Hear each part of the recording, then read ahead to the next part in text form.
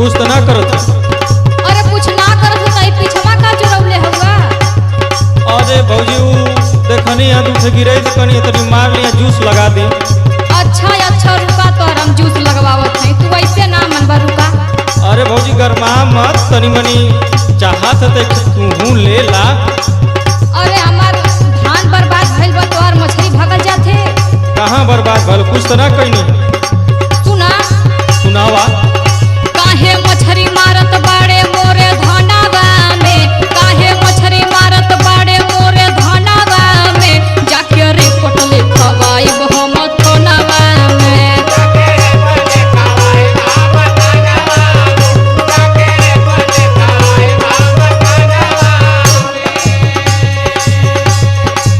अरे भौजी खाना में मत जइया आई मछली कुलेला तोहार कुछ कइनी ना। अच्छा अच्छा चलो थी हम बाबूजी से कह के तोहर धान दिवा दे ठीक न। आ खाना उना का नाव मतला आई सरकारी नौकरी हमार लगावली है। अरे मरला की हमार खेत बर्बाद के रख देला। सरकारी नौकरिया सफाई कर्मी न भौजी तोहार दुआरवा कमवा कर दे। सुना सुनावा। जनी रिपोर्ट लिखवाई है भौजी थानावा में, जनी रिपोर्ट लिखवाई है भौजी थानावा में, नहीं आई मछली मारे तोहरे धनवा में।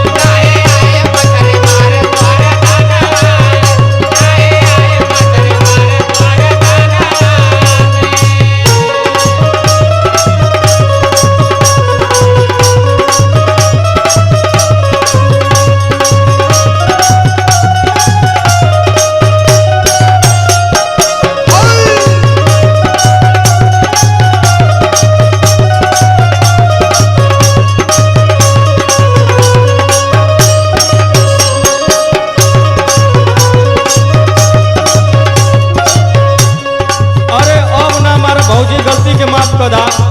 अरे तू माफी मांगत हुआ हमसे। मरला की हमार खेत बर्बाद करके रख देला आ तोरा के बाऊ भरिया का। अब ना मनबू बाऊ हमार लेके गोजी हमके वैसे ही दौड़ावे ना। अच्छा अच्छा सुना। सुनावा भौजी इतना मत करा। लागे लोटी पोटी मछरी पकड़ले बाड़े। देखा भौजी फूल तो ठीक है रे रियावा मत हमके।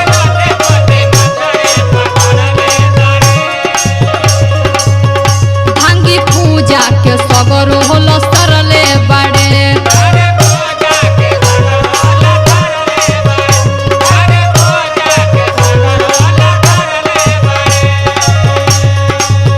लागे लोटी पोटी मछरी पकड़ले बाड़े, धांगी पूजा के सगरो होलो सरले बाड़े।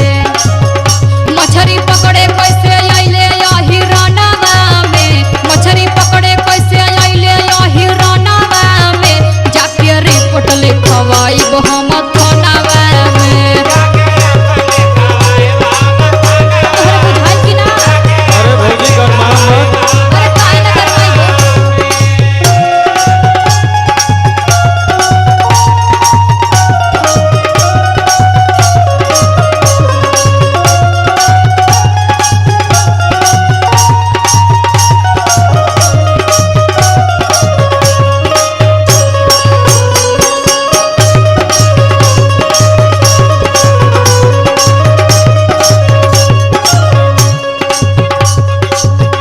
देखा भौजी जौन तोहार नुकसान भल हम तो बाऊ से कहुआ के दिवा दे।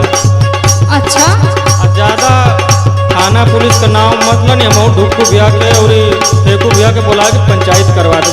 अरे काहे ना झमेला करम। मरला के हमार खेत बर्बाद करके रख देला। तू हमके बहुत गरिया चुकलू। सुना सुनावा। काहे करतारू भौजी झमेला हो।